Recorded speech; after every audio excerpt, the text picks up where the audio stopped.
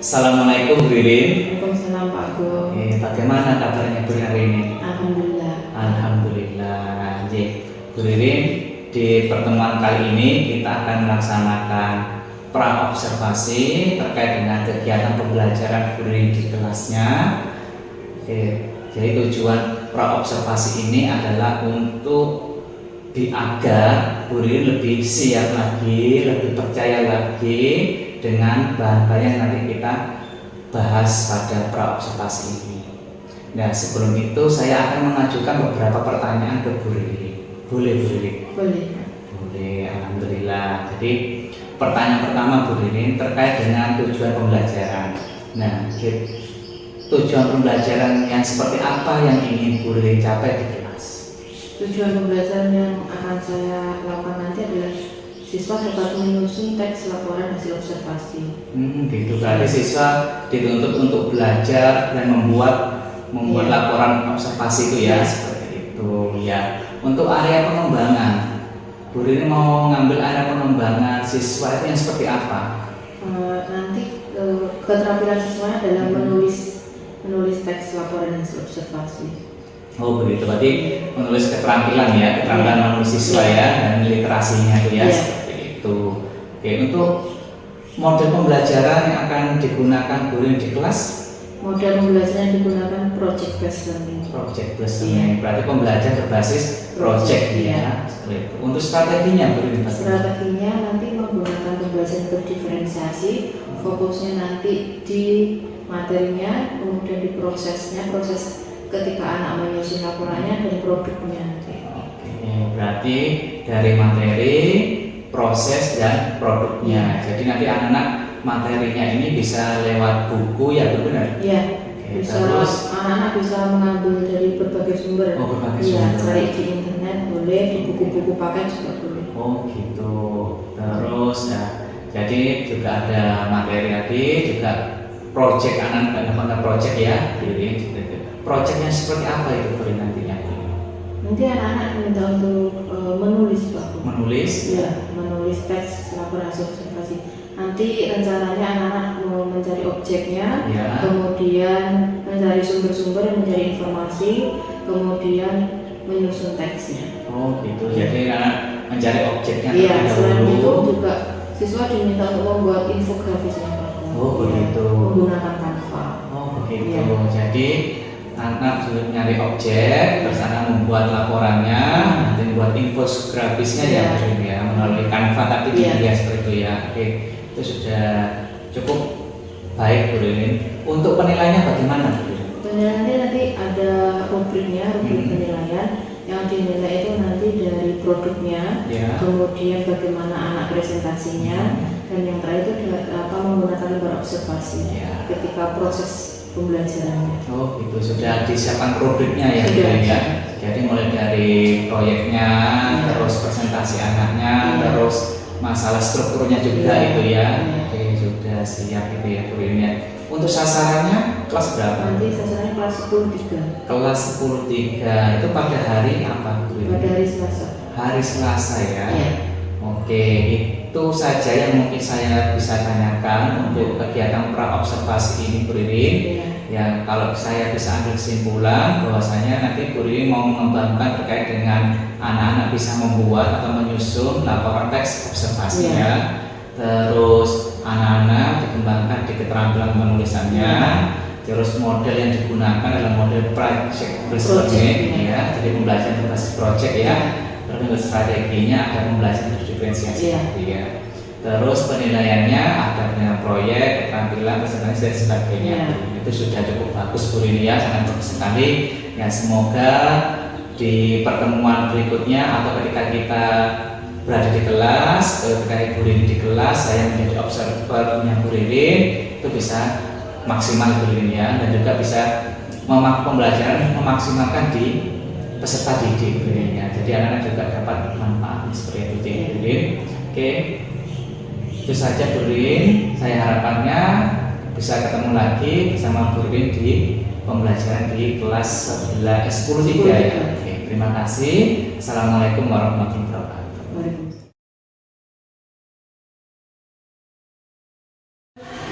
Sebelum memulai pelajaran hari ini, marilah kita berdoa. Berdoa dimulai.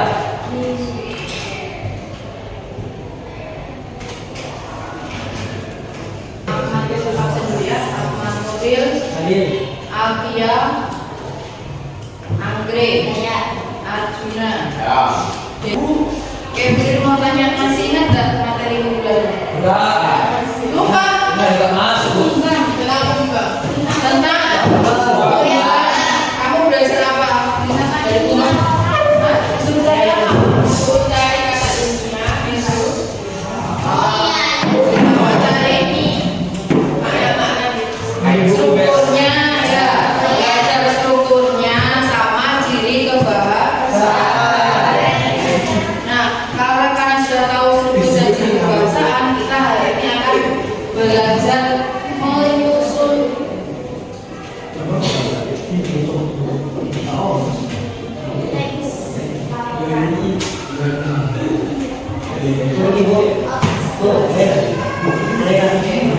akan belajar menyusun teks laporan hasil observasi. Di tempat kita ini dekat apa sih? Sudah apa? Di Balungan itu ada apa saja? Raya. Di sana itu macamnya ada biasa di sini sama raya hitam.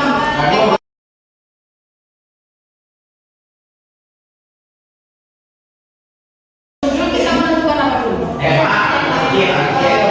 Laporan hasil observasi, berarti kita harus menentukan yang di observasi ini. Nah, berarti kita menentukan objeknya.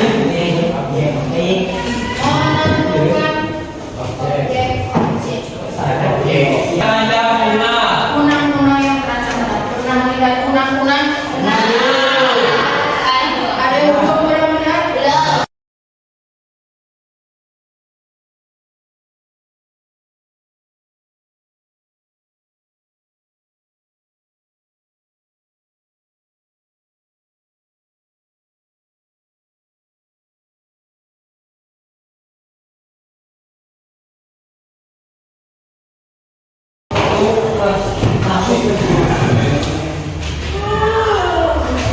Yang pertama, kalian menentukan objeknya.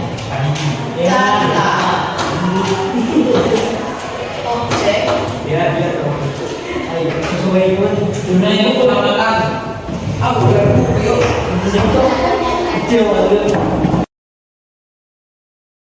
Orangkah.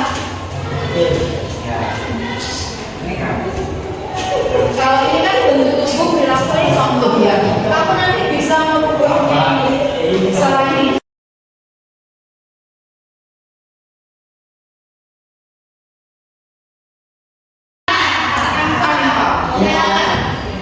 Deskripsi manfaatnya itu hanya manfaat untuk manusia atau alam juga? itu aku betul ya. Manfaatnya benar manusia. Kalau ini kan ada alam juga kan. Ada penelitiannya.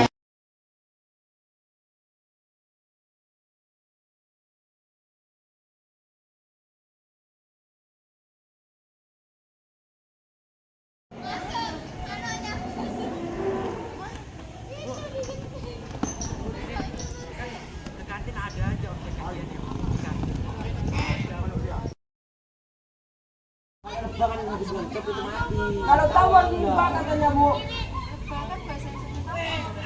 Lek tawon kan bahasa Jawa, lek lembah bahasa Indonesia. Iki piye?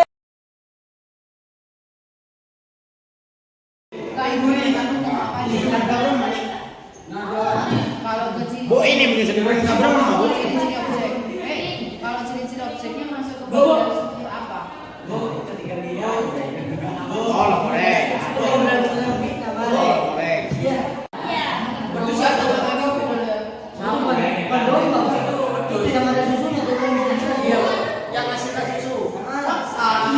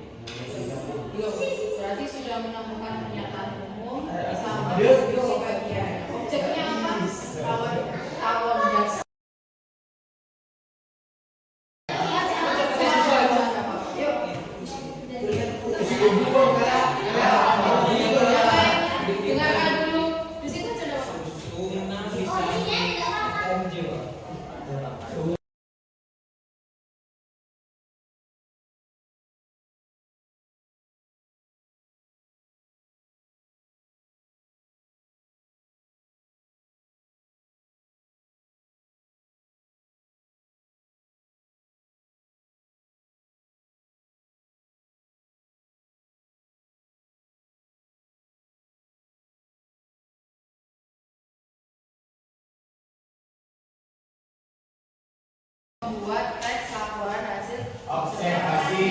Kita cari objeknya, terus kita buat rangkaian. Selanjutnya kalian nanti bisa melanjutkan untuk membuat infografis sama membuat teksnya secara utuh. Diketik ya? Ya, diketik terus dikirim. Bisa kan? Oke. Sekian dari Bu Ririn, terima kasih atas kerjasamanya hari ini. Assalamualaikum warahmatullahi wabarakatuh.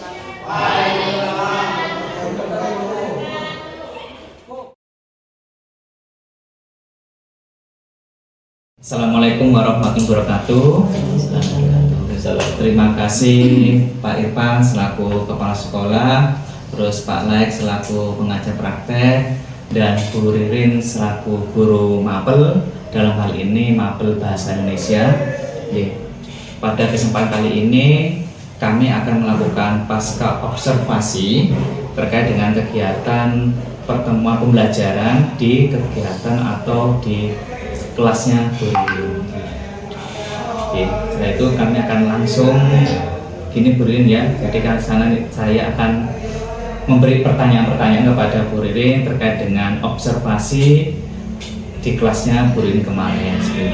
Tujuannya apa? Tujuan dari pasca ini untuk mengevaluasi apa yang terjadi di pertemuan atau pembelajaran di kelasnya Bu Ririn, sehingga nanti kedepannya itu akan mendapatkan hal-hal yang lebih positif atau hal yang lebih baik lagi. Ya. Untuk pertanyaan pertama Bu Ririn ya, ketika pertemuan kemarin bagaimana perasaan Bu Ririn di dalam kelas?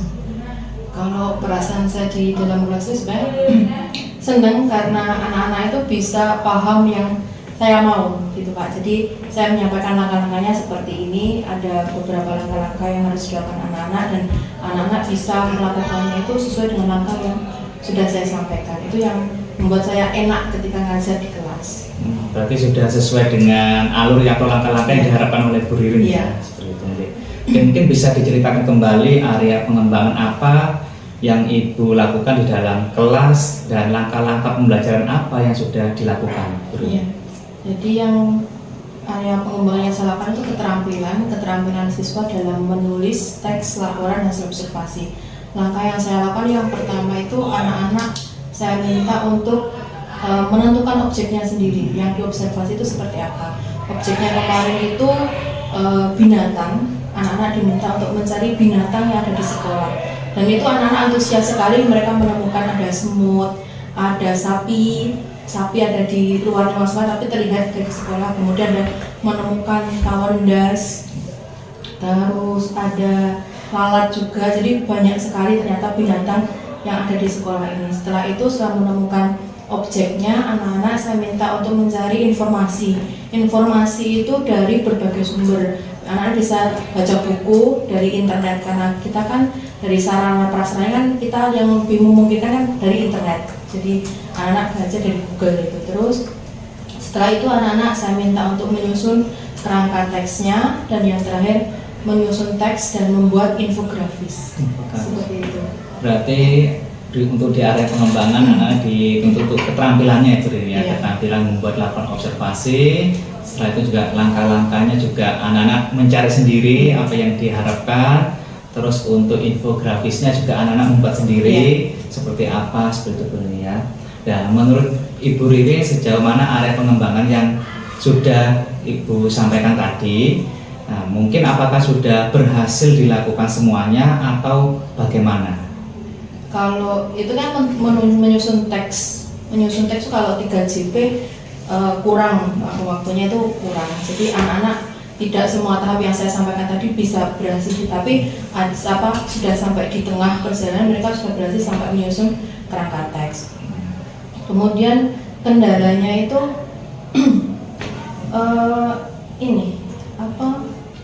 Canva. Ya, karena anak kan masih kelas 10. Ya, anak-anak itu masih kelas 10, jadi cara bikinnya bagaimana Bu? Gitu. Nah, itu juga kita yang guru juga harus bisa gitu loh Pak. Nah, kemampuan nggak semua guru kan punya kemampuan juga seperti itu kan, membuat Canva itu. Jadi kita harus berpikir bagaimana ini caranya. Terus Tapi semua itu ada solusinya, jadi anak-anak bisa bertanya ke teman yang sudah bisa, dan di fasilitas dari sekolah juga ada itu pakai akun Belajar ID, jadi Canva-nya bisa yang pro itu anak-anak bisa itu. Berarti kemarin juga kendalanya itu ada di penggunaan Canva ya? Iya. Canva sehingga anak masih belum maksimal, Iya, masih terus harus imajinasinya masih belum ini, belum begitu kreatif anak-anak. Iya. kreatif. Gitu. Jadi itu untuk membuat infografis ya, Bu Ririn Iya. ya. Oke. Mengapa hal tersebut bisa kok anak-anak masih belum bisa Canva itu? Kira-kira ada kendala apa dari ini? Sebenarnya mereka sudah tahu, tapi tidak tahu kalau ini tuh infografis, jadi harus dijelaskan Oh, gitu ya. betul. Ya harus dijelaskan. Oh ternyata bikin ini. Begitu buka Canva ternyata mereka, oh ada template-nya Bu, boleh enggak? Oh gitu, berarti Ya. masih belum memahami. Masih awam. Awal. Iya. Terus masalah mungkin pengertian infografis itu apa ya? Infografis. Padahal ya saya contohkan infografis seperti ini, contohnya seperti ini. Gitu. Terus untuk rencana tindak lanjut ke depan bagaimana Bu untuk melakukan hal seperti itu?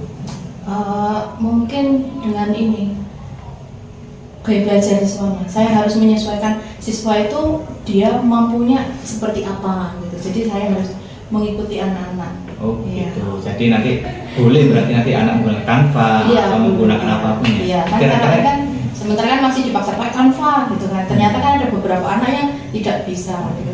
Iya. kira-kira selain Canva itu apa Bu nantinya Nah, gitu. Apa? harapannya? Bisa mungkin di apa ya? Apa tuh? Saya juga ini apa namanya pakai apa? apa ya kira-kira ya? Selain Canva. Oh kalau yang muda mungkin anak bisa menggambar sendiri mungkin Oh, ya gitu. pakai peta apa namanya peta konsep gitu Peta ya. konsep, oke. Iya pakai peta stator jadi kan tapi kan tidak secanggih kalau kita pakai Canva, kita manual. Berarti nanti solusinya kurang lebih ada yang menggunakan Canva, ada Iya. yang manual menggunakan kayak peta konsep tadi Iya. disampaikan Bu Ririn ya. Iya. Oke. Jadi untuk kedepannya ya Bu Ririn ya, kira-kira ini kapan bisa terlaksana untuk anak itu bisa kembali lagi menggunakan Canva atau menggunakan manual tadi untuk peta konsep seperti itu? Kalau di mata pelajaran bahasa sebenarnya semuanya itu bisa digunakan di setiap babnya bisa digunakan. Sebenarnya kan kalau kita yang bahasa pasti kita akan membuat produknya itu salah satunya adalah teks. Jadi setiap momen setiap pertemuan itu pasti bisa diselipkan untuk pembelajaran seperti Iya. itu ya. Oke. Oke. Itu saja mungkin Bu Rin ya dari kegiatan pasca observasi kita. Tadi sudah ada area pengembangan yang Bu Rin sampaikan, terus Bu Rin juga ada langkah-langkah sudah dijelaskan tadi juga, terus juga ada kendala, dan kendala itu menurut saya sudah di konsep nanti kalau ada kendala seperti ini yang disampaikan Bu Rin tadi ya, ada yang menggambar manual dan sebagainya. Untuk tindak lanjutnya berarti Bu Rin siap untuk pertemuan berikutnya dengan pola masing ini lebih baik lagi ya seperti itu. Oke. Itu saja Bu Rin ya yang pertanyaan dari saya terkait dengan kegiatan pasca ini. Semoga Ibu Ririn dan anak-anak bisa mendapatkan atau memperoleh pembelajaran yang sesuai dengan gaya mereka masing-masing seperti Bu Ririn ya. Terima kasih Bu Ririn ya, tetap semangat demi anak bangsa Bu Ririn ya. Terima kasih. Assalamualaikum warahmatullahi wabarakatuh. Baik, terima kasih Pak Bu Ya. atas percakapan coachingnya. Jadi sebenarnya di percakapan coaching itu yang harus diperhatikan prinsipnya, prinsip kemitraan, ada proses kreatif, ada memaksimalkan potensi dari si coach. Tadi percakapan yang dilakukan sudah mengarah ke sana, alhamdulillah. Kemudian hanya ini di tujuan awalnya itu masih belum secara spesifik disebutkan. Jadi kalau coaching itu memang sebaiknya yang menetapkan tujuan itu psikoji. Dan tadi Pak Agung sudah mencoba menggali itu. Hanya saja coachingnya langsung mengarah ke Canva dan seterusnya ya, jadi untuk meningkatkan kemampuan murid di sana. Tidak apa-apa, yang jelas kemitraan sudah terjalin. Kemudian proses kreatifnya ketika tadi ada sedikit nge-lag apa selengan Pak, kemudian dengan pancingan pertanyaan apalagi ternyata dapat. Nah, itu dari proses kreatif dari coach sudah muncul di sana. Kemudian memaksimalkan potensi, dengan sudah maksimalkan potensi Bu Ririn, menemukan ide baru dengan hal-hal sederhana yang bisa dilakukan untuk anak-anak, utamanya yang belum memahami terkait dengan aplikasi Canva tersebut.